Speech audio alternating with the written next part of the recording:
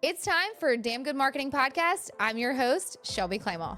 From corporate executive to CEO to entrepreneur and the founder of Damn Good Marketing Live. This podcast is all about digital marketing, building a business you love, and creating a brand that's authentic to who you are. So if you're ready for honest, raw marketing conversations that you will not find anywhere else, let's freaking get it.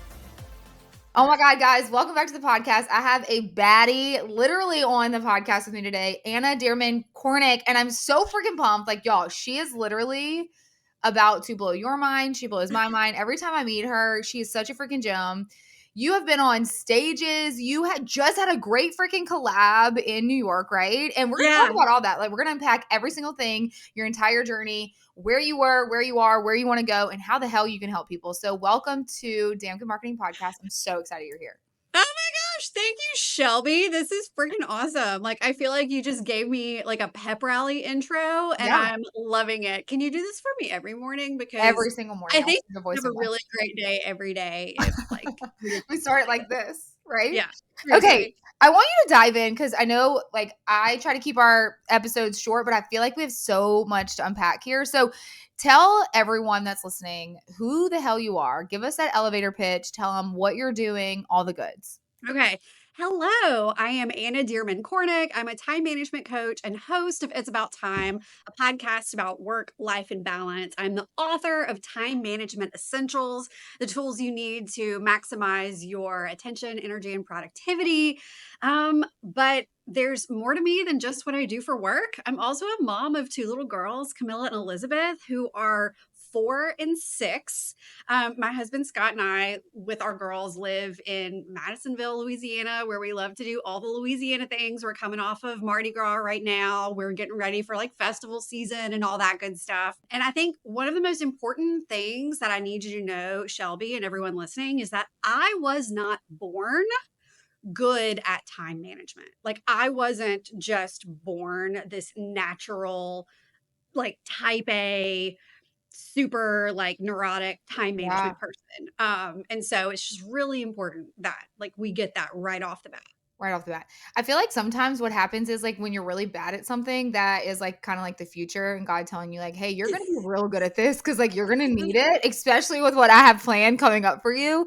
So tell us how did you get into this then? Yeah, because you don't really stand up on kindergarten career day and say, when I grow up, I want to be a time management coach. Yeah. No. Yeah. So I really thought I was going to be an attorney. No lie. I thought I I would was see going it. to Honestly. an attorney and go that route. And I actually did take the LSAT and filled out 11 applications for law schools across the Southeast and did not submit a single one. Shut up. Yeah, it just something didn't feel right. And then I got this opportunity to work on a political campaign right after I graduated. I've always had like this interest in politics and government and running the world. Yeah. And so I worked on a campaign and then moved up to DC, where I was a scheduler to a United States congressman. So literally, my entire job was managing my boss's time. He was a brand new congressman from Louisiana. He was the first Vietnamese congressman in the Wow. history of the United Wow. States. So Okay.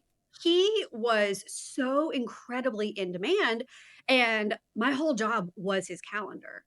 And so I was trying to figure out time management as a brand new professional Yeah. while making sure that he was where he was supposed to be at all times. Yeah. And it was chaotic. It was crazy. I mean, let's be honest, like anything happening in DC is Yeah. just bananas. Yeah. Um, Loved it, but I am a Louisiana girl. I missed home, Shelby. Like, I missed that I couldn't run down the road and have a biscuit with my grandmother whenever I wanted. I Yeah. hated that I had to stalk cheap Southwest flights in order to like hug my mom. And plus, I really miss the food. Like, we're getting into crawfish season right now, and Some missing good food. crawfish season, Shelby, It's like a it sin. like Yeah. it like broke my heart. I flew home one weekend in March and probably ate boiled crawfish 3 times in one weekend before I had to go back to DC. It Hey, was sometimes it's what we have to do. we gotta do what we gotta do. So I did that for a little while, missed home, and decided to move back. And I'll keep this part real brief, but man, did I feel like some kind of a failure for Mhm. not lasting in DC. But Mm. it's like my heart was pulling me home. And so Yeah. moved back and I kicked off a 10-year career in crisis communications and government affairs. Okay. And so I worked on hurricanes and oil spills and droughts and floods and plant explosions. I served clients who were navigating nonprofit embezzlement schemes and university presidents that were on the brink of financial collapse. Oh, wow. Like I have literally escorted someone down a back freight elevator and into an alley in order to avoid TV cameras outside. Wow. Wow. How many lives have you lived? You I know? mean, it feels like a lot sometimes, but every single day was some kind of crisis to be managed or chaos to be brought to order. And let me tell you, I loved it. Like, it's like I was built for that type of work because Yeah. I would just go into this zone where most people would start like freaking out. And I would just feel this rush of calm. And it's like I could see the chess pieces and the puzzle pieces just kind of coming into place when it came to, dealing with these crisis situations. Yeah. But here's the thing. I might have been hired by companies or organizations to help them navigate a crisis system, but at the end of the day, we're working with people. And it's guiding people through what is often like the worst point of their life. Yeah. Like Yeah. they don't know if their business is going to make it. They don't know what's going to happen to their reputation or just whatever they've built could literally come crashing down based on how this crisis situation worked out. Yeah.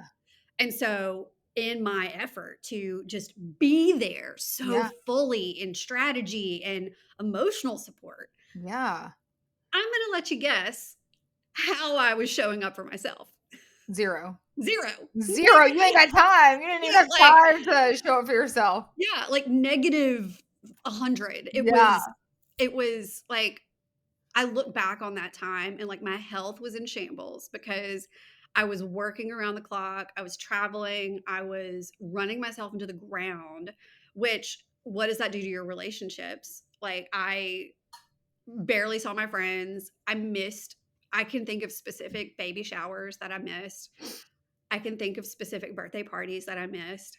I can think of festivals and like the exact things that I moved back from DC to be a part of You missed. were the things that I was missing. And Yeah. I was like, this is not it. Like this is not the trajectory that I want to Yeah. continue on. Yeah. And so I basically was like, I got to walk away from this. And I don't know what's going to happen next. I don't know where I'm going. I told everybody who asked me, so what are you doing next? I would tell them something different just to try on different lives. Like Wait, I just to love that. Shut up. just That's like yeah, so creative. just to try on different possibilities. I told some people, yeah, I'm going to do social media freelancing. Yeah, I'm going to do political consulting. Yeah, I'm going to support women who want to run for office. Yeah, I'm going to Do something. do something. Like I Yeah. was just making things up to see what Fit. felt right. Wait, pause. When you got to wait, because I feel like there's this like gap. Okay, so for the longest time that you Yeah. were like, this is what I'm doing. I moved back because I want to do XYZ. How long did it take you Yeah. to realize like, well, I'm just doing the same thing I did in DC, but now I live in Louisiana, but I'm missing things. Like when did that flip in your head, or did someone bring it up to you? How did you come to the conclusion of like, I have to leave this job? And then how long was it when you came to that conclusion for you to actually leave that job? Yeah, love it. So I left DC in 2009 Okay. and I met Scott, who is my husband now, in at the end of 2013, I think. Sometimes, it's just so Yeah. funny. Like we kind of forget things. So we'll say it was 2013, 2014. Pretty sure it was into 2013. And as we started dating, that was about the time that I got hired into a very specific crisis role.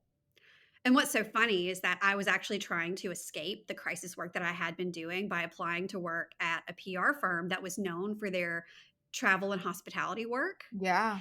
And I got hired. And then on the very first day, they announce And the newest member of the crisis team is, You. it felt like a complete bait and switch.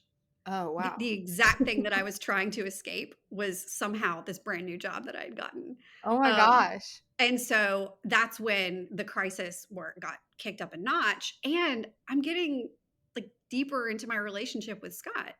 And it's like when you start to really get a handle, an understanding of what matters most to you, and you start to envision what you want your life to look like long term, I realized like there's no way that I can have a family and show up in the way that I want to in a job like this, in a role like this. Yeah. And that really didn't matter as much when it was just single me. But Yeah. then when it's really start to incorporate the relationships and the people that mean something to you, that's kind of, for me, that's when the newsflash happened. I was like, Yeah. this is not sustainable. I want to have a family. I don't Yeah. want to be in crisis mode all the time with my family. And so I'd say that probably hit me full on in 2014, 2015. And I walked away probably within like 6 months. Good for you. Yeah, it was pretty quick. Like once I'm like, I don't, We're done. I don't waffle. I don't hang on. I don't drag my feet. I'm just like, this is not working. I am not a tree. I can move. Yeah. Well, yeah. I love that for you. Okay, so then now paint the timeline. You told people that you were gonna do, I don't know, laundry or So be a many different housemaid or things. whatever, all the things that you said. When did you were like, holy crap, hey, I'm gonna do time management and this is how Yeah. I'm gonna help people. And how'd you get started? Okay, so first I'm gonna give you the timeline. Yeah. 2015 was when I'm pretty sure that's when it was. 2015, 2016 was when I totally walked away. 2019 was when I realized I am a time management coach. Okay, so that's a gap. Yeah. That's a gap. And Yeah. there's some stuff that happened in between. I mean, it was absolutely this period of exploration. Yeah. I left I left working in that that full-time role, essentially like full-time Mhm. communications role, and just started reaching out to my contacts. And I was like, "Hey, I am looking for something to do while I'm figuring out my next thing." That led to Shelby, this is really funny. Like this is Okay. something that most people don't know about me. After leaving communications full time, I went back to working on political campaigns. Oh, okay. Because that was really that's like what I knew, Yeah. you Yeah. know? Yeah. That's what I knew. I've actually been the campaign manager for a statewide race. Oh, wow. Again, like not the kind like I don't talk about that. I was the Yeah. campaign manager for a Secretary of State's race, probably in like 2017, 2018. Wow, look at you. It's really weird because it's completely different from what I do and what I want to do moving forward. But in that exploration phase, one day I was checking my spam folder and there was this email in my spam folder letting me know that there was a Myers-Briggs, like the personality Mhm. Yeah. assessment, a Mhm. Myers-Briggs workshop coming to New Orleans, and that you could go to this workshop and become a certified practitioner. Okay. Like somebody who can give the Myers-Briggs, interpret the results, and get access to, a license to use their stuff. And I was like, that would be fun. Is this real? First, I was like, wait, is this real or is this fake? And then second of all, I was like, hey, that would be really fun. I've always been into stuff like this. So it was real, and I went, And it was and fun. it was so much fun. And I walked away a certified Myers-Briggs practitioner. Shut And what? up. Yeah, it was crazy. So yeah, if you ever want to talk like personality, I'm so there. Like I love talking about personality stuff because we're all so unique and wonderful, and we all need to know that. Yeah. And at that Myers-Briggs event, they made us break up into groups on the second day based on how we planned to use it.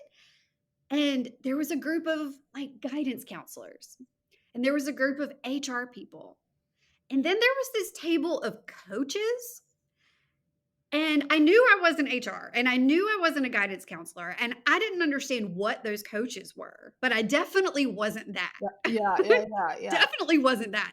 So I just kind of sat at a table by myself with two other people, and I was like, I don't really know how I'm going to use this, except I want to use personality to help women manage their time better and stop being overwhelmed. Because all around me, I felt like I was surrounded by friends who were overwhelmed. Mm, And I was like, there has to be a way that I can take this personality stuff and connect it somehow to help women just like live the lives that they want to live yeah. and get out of feeling stuck and stagnant. I didn't realize that's called coaching. Yes, but in that moment, you were like, "Hey, I don't think that's what it's called."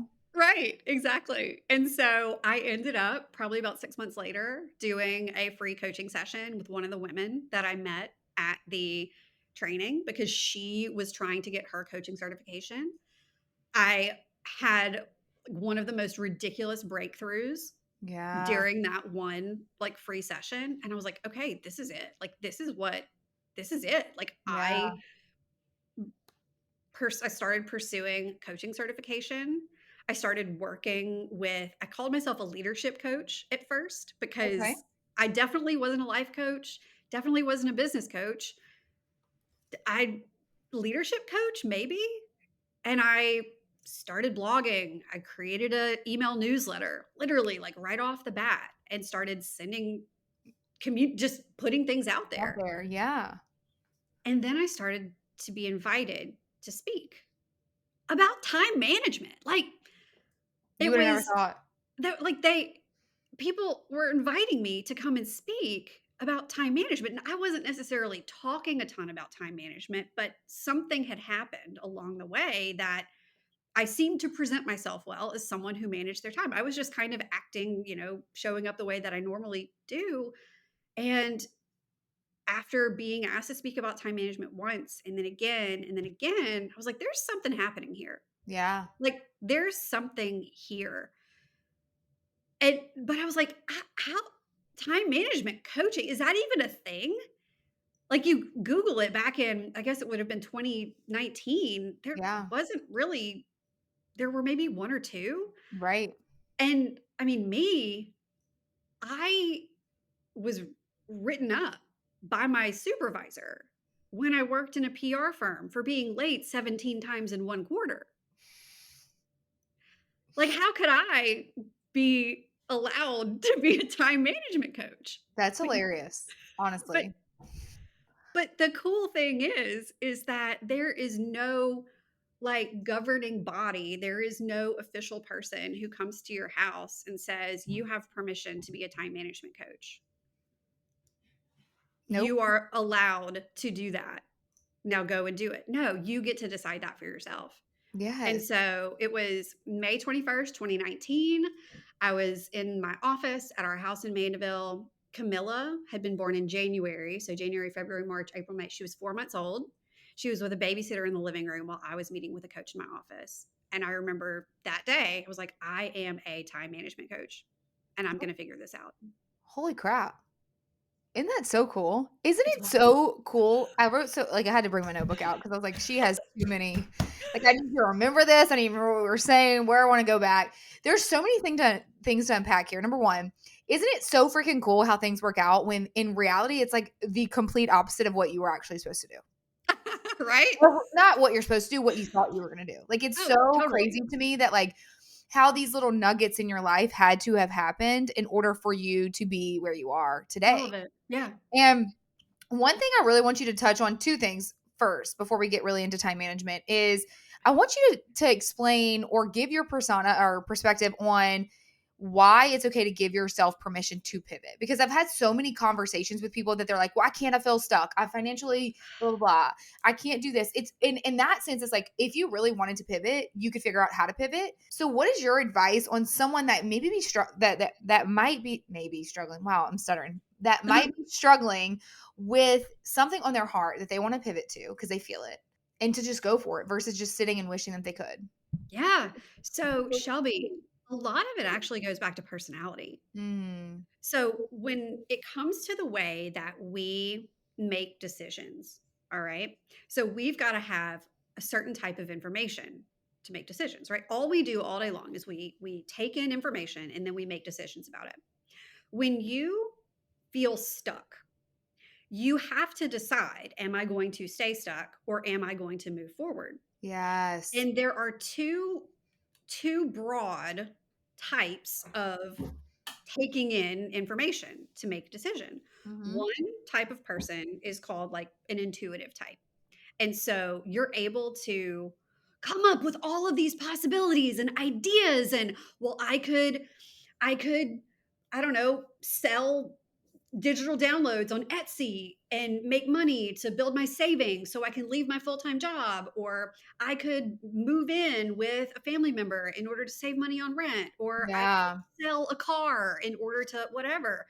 There's a type of person who is able to just come up with all of these ways to get unstuck. All right. But then there's another type of person. And interestingly enough, most people are this other type. And there's not a good or a bad because we need all of these different types of people. Mm-hmm. That second type of person doesn't see the possibilities as easily because this more sensing type really relies on what's real, what's Yes. concrete, what's known. They live for a checklist or an instruction manual.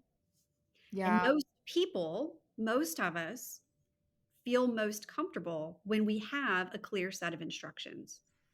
And so that to I really believe that's why so many people stay stuck is it's because they don't see the possibilities Yeah. or the potential paths to get unstuck. Shelby, that's why being an example for others is so important. Yes. Yes. Cause like this actually breaks it down so much better for me. Cause sometimes my brain, I'm like, I don't understand. I don't understand. Cause like so many people are like, Shelby, I want to do X, Y, Z. And I'm like, okay, well, just do it. And they're like, well, financially, I'm like, No, okay, well, this is what you do. You get a side hustle in order to fund it. right. So then you No. can leave your job. I'm not telling you to go rogue and just leave your freaking job. I'm telling you to figure out how that you can leave your job because I, to my core, am like, you get one life to live. How are you going to live it? Yes. Instead of missing out on your kids, your family. Like I have set so many boundaries, Anna, this year that I'm like, what the hell have I been waiting on? I know. What have I been doing? Why am I doing it now? I was arrogant, I was egotistical, I was driven by money. But the only thing why I was that is because the stigma of social media. And I'm okay, fully healed mentally sometimes Mm, to like admit that in an episode like this because I do feel like it would be like such an advocate for someone else to hear that you can get wrapped up in so many things on mhm. social media. So you could be like, I could pivot and make $10,000 months, just like everyone's talking about on social. That's not the case for every single person. And so if you are understanding of your time management, what Anna's going to go deep in a minute, boundaries that you have to set, that it's okay to pivot, that it's okay for your heart to change. It's okay to listen to your gut. It's okay to Yes. fail. Because Anna, you said also earlier that you felt like a failure for leaving Washington when in reality, that failure was a learning curve for you in order to get to where you are today. So in the moment, guys, if you are listening to this and you're like, I want to pivot, I got to do something, or I lost a client, or I didn't get XYZ, whatever that may look like in your world, it isn't a failure. It's a teaching moment of some sort that you don't understand yet. And you don't have the right to understand yet. But I guarantee you, Anna will tell you right now, looking back, she's like, I now understand. I Oh now yeah. understand. Yeah, totally. I wasn't moving away from DC because I was a failure. I was moving back home because I was getting closer to my values, even though I had not articulated those values yet. They were Yes. within me. I just had not put them into words. Yes. They just weren't brought up to the surface yet. You were like, Yeah. okay, what does Yeah. it mean? I know something is pulling at me right now. Yeah. And like what I've learned, especially in the last like year and a half, I've been open, transparent as much as I can, is this. You truly, I said it already, you get one life to live, but you get the boundaries to set. Like you can set them. And a lot of times when I talk about, friendships that come in seasons or jobs that come in seasons or whatever, and like you can mourn those things that happen, but if you don't set the boundaries around you and based it on the energy that you have and the purpose that God has made you for and all those things, then you will stay stuck in where you are. And then you'll be like, in 6 months, a year from now, 5 years from now, you're like, damn, I really wish I would have done XYZ. So Yeah. if you're listening to this, you're listening to two women that were in industries that they thought they wanted to be in. They thought that this was what they were going to do. Hell, when I started, I knew I wanted to be an entrepreneur at some point, but I thought I was going to have a brick and mortar or sell clothing or like not this. Definitely Mhm. didn't think this. Mhm. And this is actually going into my next question for you is this. When I first started, I got flack on the fact that I was going to be a social media manager because people just didn't understand it. Now, did you Mhm. ever have to break through small town mentality when you said, okay, I'm going from running a campaign, hey, to I'm going to be a time management coach? Did people like, what the hell is that? Anna, like what did you deal with? How did you get breakthrough minds? I mean, small town mentality. And then also, if you don't mind sharing with us, because I feel like you're such a badass and you have it all together. So maybe you don't deal with this. But is there still scenarios in today's world that you deal with small town mentality, imposter syndrome, and things like that? So, like, can you kind of like get vulnerable with us for a second and tell us like your journey when you did step into this role? Yeah, I mean, when I look back on making the transition from crisis in government to coaching, the two biggest forces, influences, the two people who were, in a way, holding me back the most were my mom and my grandmother. Mm, My grandmother, she just passed away in January. We were close my entire life. I was the oldest granddaughter, and so I mean the oldest grandchild, oldest granddaughter, lived 10 minutes away from her for most of my life growing up. We were incredibly close, and she was so proud that I had a big job in Baton Rouge and then eventually New Orleans. And she like was just so proud of what I was doing because it sounded big and it sounded yeah. important. And my mom also my mom's always been proud of me. She's like number one biggest cheerleader forever. She it's like she wanted me to do big things, and that Yeah. always equaled having a big title or something that looked good to other people. And I realized on that coaching session with the coach that I had met at that training program, on that call was when I realized that my fear around pursuing a coaching certification was wrapped up in what my mom and my grandmother were going to think. Ah, yep. And so, when you say small town mentality, you got to know, like, I grew up in Winfield, Louisiana, 3.2 square miles, which is smaller than New Orleans, which is actually about the same size as New Orleans City Park. Like, we're talking small town Yeah. Like and small, small. small, small. Teeny And tiny. the town I was born in, Pollock, Louisiana, is even smaller than that, up in Grant Parish. And so I grew up in a full on, teeny tiny, judgmental, everybody knows everybody's business small town. And I knew that, like, my mom was going to have a hard time explaining to people what I was doing. And the thing is that, like, why does it matter? Because it matters. Like, Because it it matters. matters. And that was the biggest block that I had to push through and just Mm, let go of the need for their approval and their sign off in order to pursue what I really wanted to do. I yeah. remember when I started my podcast. I started It's About Time in November. Trailer went live in November. First episodes went live in December of 2019. And my mom did not understand podcasting. She did not understand what I was doing, what I was Mm, creating. And you know what? Now that I have a top 1% podcast and I've spoken all over the country, she she she understands. she loves telling people about it. But when it was new and it was growing, and I honestly, I think it came from a place of fear for her, Mm, that she was afraid that I wouldn't succeed or that yeah. I would fall on my face or whatever. Like, that's what I think it was now. But it was really hard to step into an industry, a role, a new life, Mm. essentially, that the people around me didn't really understand. Right. And I am not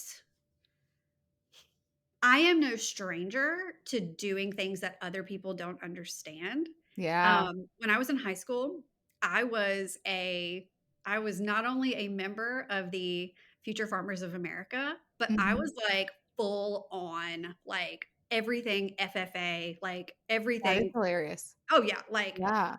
I was so incredibly involved in this like organization that was all about farming. And a lot of my friends just like didn't get it.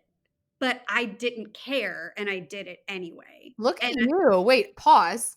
I'm gonna say that again for everybody to hear, just to, like, really hone in. Go ahead. just that my friends didn't get it and I didn't care and I did it anyway. Yes, okay. And I'm not going to pretend like that's easy for everyone. And a lot of times, in order for it to be easy to not care and do it anyway, you have to be very clear on why you're doing that thing. Yes. And so when it came to making the transition into coaching, I was very clear on the fact that I like I said, I had friends who were talking about how overwhelmed they were as moms trying to work. And all around me, I could see these time management and productivity resources and books that existed, but they Mm, weren't made for us. no. They were written by men for men who are in corporate roles that Yeah. have assistants and wives at home to handle the life. And I was like, we have to create some way to support women Yeah. with the way that they manage their time because it's different. Like I remember reading books and thinking, "Oh my god, my friend Sarah needs this so badly, but she would never read this book." Isn't it so wild? Yeah. It's so wild to me because one, I think it's a new day and time. So I do feel like I understand where your mom comes from, your grandmother comes from, because they just don't get it. And like the thing is this, guys, like even if those people like Anna's family or like the people that I had that weren't they loved me, they supported me, they just didn't get it. So they weren't like, "Oh my god, my daughter's doing XYZ," like they would when I got director of marketing at 23. Like, what? Like Yeah. how? She doesn't have the qualifications for that. That's what she's called. And they were screaming it from the rooftops. Yeah. And now that they've seen me at DGML or they've heard my podcast or they've seen me in action, they're like, okay, now I get it. Now I Yeah. get it. And I just want to tell everybody this, like, not everything that you do, people will understand. And not Mhm. everything that you're called to do, people will understand. And sometimes you don't understand it in that given moment, but I promise you that it will make sense if you are willing to do exactly what Anna says, is do it anyway, no matter what you get from it. Because in true form and fashion, you will always have someone that has an opinion. And it's more so along the lines now, especially me mentally, is just to surround myself with people that don't have the opportunity to negatively impact my ideas or to, if I'm going to be like, hey, I'm changing what we're doing this year for XYZ, like I'm only going to talk to people about that I know that's going to be like, hell yeah, Shelby. Like, I know the type, and I still love the people that don't, but I'm like, I'm not telling them that. Like, I'm not, because I don't want Yeah. them to rain on my parade. And so I think that this is such a freaking amazing conversation and raw, honest, and vulnerable conversation because in reality, is like I'm a mom, a mom of two boys that are the same age as your girls. My husband works in Lafayette 2 days a week. I'm running a full-fledged business. He is Mr. Mom to the fullest in the sense of like when I can't do it, he's there. So we have a great, like, it's not like I do more and he does more. It does not matter. But I am with the kids a lot in the sense of like I'm navigating so much. And there are times where I'm like, I'm failing. I am overwhelmed. I forgot to pack their dang snack, which I don't even know actually this month whose snack day it is. And we probably forgot that already. It's the 13th. Cool. And so like those things. So like y'all, Anna just went to freaking New York to be in, are you in her book with her about mom, right? Can you give us a Yeah. little load in on that? Because now she is literally paving the way for women that are overwhelmed with their life. So go It's ahead. Shelby, it's really insane when I think about it that I went from having like telling somebody at this Myers-Briggs training thing, I want to help women with time management. And then I just went to New York a few weeks ago to film a collaboration with Mother Untitled, sponsored by Mom Cozy. So Mother Untitled is essentially like a media platform founded by Neha Roosh, a mom who really wanted to paint motherhood, stay-at-home motherhood, working motherhood, just in a new light. Yes. Because there are so many stigmas or preconceived notions associated Mhm. with stay-at-home motherhood, work from home motherhood, and truthfully, the resources just don't exist to support Mm-mm. mothers No. regardless of which path you take. Right, right. And so Mother Untitled was really created to address that. And she, by interviewing several experts in different subject matters, she wrote a book called The Power Pause. I actually have it up on my shelf behind me, The Power Pause. And the power pause is essentially about that break that we take in our lives when we have children, Yeah. whether it's a maternity leave break or a multiple year career pause in order to be with our families. And the book really provides tangible, practical ways that you can not only make it a career pause, but make it a power pause that works for you. And so I Yeah. was really honored to be interviewed about creating rhythms and routines in your life in order to support your role as a mother and any other roles that you have. It's in chapter 5. I'm really excited about it. So if you grab a copy of The Power Pause, then turn to chapter 5 and look for me because I'm in there. I'll Um, look for you and I'll have you sign it. yes, I would love that. She's on And the way up, so, guys. Not that you're not there yet, but like already saying like, "Hey, she's in a book." Okay, yeah. go. And so she recently, Neha and Mother Entitled were recently given the opportunity to kind of take the book to the next level by Yes. creating a series of video courses called Mother Cool. Classes, not master classes, but mother classes. And I was, again, so honored when I was one of the 4 experts that she flew to New York a couple weeks ago to have a deeper conversation about what we talked about in the book. And the video series went live in conjunction with International Women's Day, Right. International Women's Month. And so they went live pretty recently in March. And also there I had an opportunity to meet this amazing financial expert, and there was a relationship expert that she tapped, and just these really amazing women who have stepped into expertise, really finding a field or an area that they love that they can make an impact in, and just learning as much as they can so that they can be that example and share others. And so that's the project that I just wrapped up a few weeks ago in New York. It was super last minute, such an honor. And I'm so excited about the impact and the ripple effect that that's going to have now, because Yeah. the amazing thing about time management, Shelby, because it ends up being like this throwaway skill, like, oh yeah, time management, blah blah blah. If you can manage your time well, you can literally do anything. Literally. Good time management is what unlocks innovation. Good time management is what creates new things that make the world better. Good time management is what enables you to show up and pour into your kids so they become good humans. Time management is everything, and it doesn't, I feel like it doesn't quite get like the credit it deserves for Yeah. being such a foundational part of our lives. But I mean, when it comes down to it, if you can manage your time well and spend your time on what matters most, you can literally do anything. Literally anything. And I just learned this not long ago. I mean, I'm really bad at it still, so I probably should call you.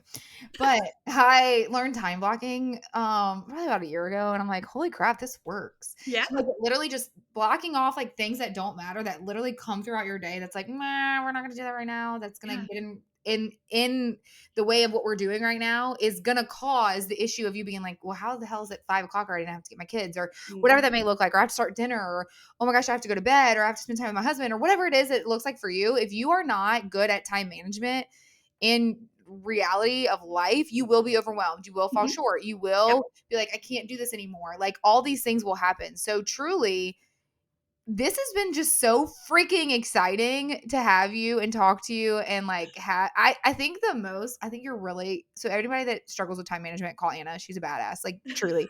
But my favorite part of this podcast was literally just hearing your story from like the beginning of you saying like, hey, I didn't know I was going to end up here, but guess what?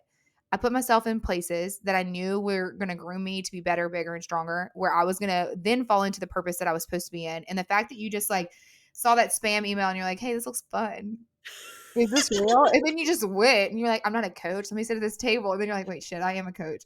And it's just like, I just think it's like, I've had so many conversations lately. It's so wild of like the aha moments and the God winks. And like, he is working for you, even if you don't feel it. And there's a lot of times, even recently, that it's like, okay, God, you got to come and just give me like a tap, like Oh, something. right. And like, tell me like, I'm losing sight, and not in a negative way, just because like your mental state and owning a business and being a mom and being a wife and whatever it is that you got your life, you're getting pulled in 17 different directions. So like at some point you just have to like surrender and say, hey, I'm here.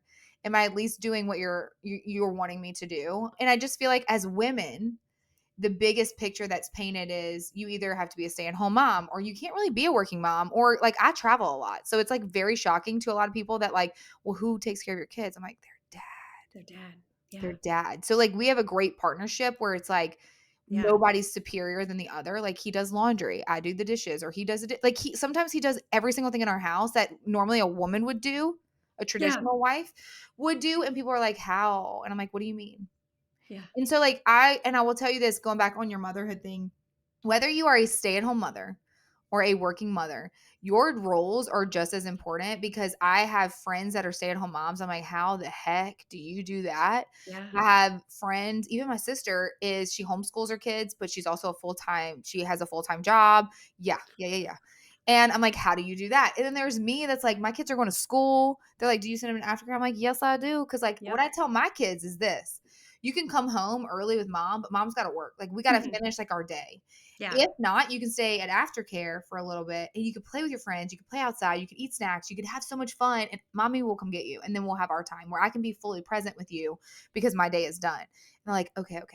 So like, I just want you to listen to this as women coming from two mothers that have young children, that have great careers, that have pivoted, that have taken risks, taken chances.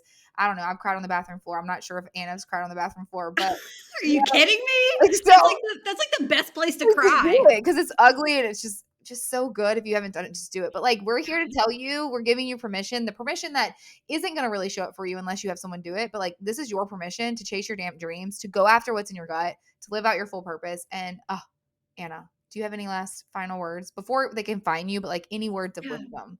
Yeah. Management, chasing your dreams, small town mentality, whatever it is. I need you to pour it into them real quick. Here's what I've got.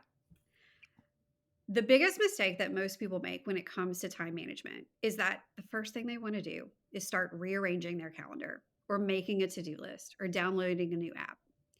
But the truth is that good time management doesn't start with our calendars, our planners, our apps, our watches, our to-do lists. Good time management starts by getting to the heart of what matters most to you. Because when you have a crystal clear understanding of who you are, what matters most to you, what you want, and where you're going, every single decision that you will make about how to spend your time becomes so much easier. So if you're feeling overwhelmed, put down the planner and pick up the journal and let yourself get in touch with what you really want before you start rearranging things on your calendar.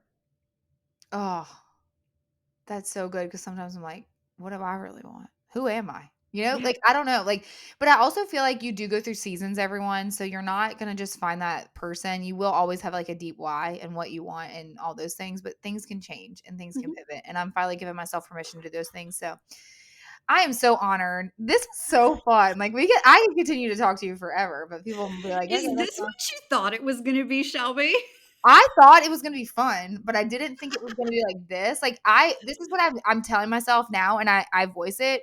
Only surround yourself with people that give you energy in the moment, and then people that give you energy when you leave the room. So like, that is the most important part. Like, if you have the energy while you're there, cool, that's awesome. But the energy you have, like an hour later or 2 hours later from having a conversation with that person needs to be in your inner circle. Because in true fashion, they're a go-getter, they're a visionary, or whatever that may look like. They might be an entrepreneur, they might be an entrepreneur, they might be someone that works for corporate, whatever that looks like, those are your people. And like, girl, you give me so much energy now. I'm like, okay, wait, what can I do? How can I do this? What can I have her help me with? What can she collab? What can we collab on? I already wrote down, like, I want to introduce you to someone I know that I think like she just launched. Wow. Anybody listening to it? Oh, well, shout out to both of them. Girl, Jamie, I just signed up for her health and wellness. Like it's called Meta Collective. We start our first coaching call today. And it's more to like understand like whole nutrition and like food. Ooh. And she's really freaking good. She's in Cali. I met her actually randomly. She was on my podcast 2 weeks ago in California at Keisha's event. And I literally just sat beside her. Like we just sat Uh-huh. together. Love that. And I think y'all could collaborate in some way. I'm going to introduce y'all because I do think she deals with women. She deals with moms. Mhm. And she deals with moms like kind of finding themselves again in health and nutrition because let's be Mm. real. Oh, yeah.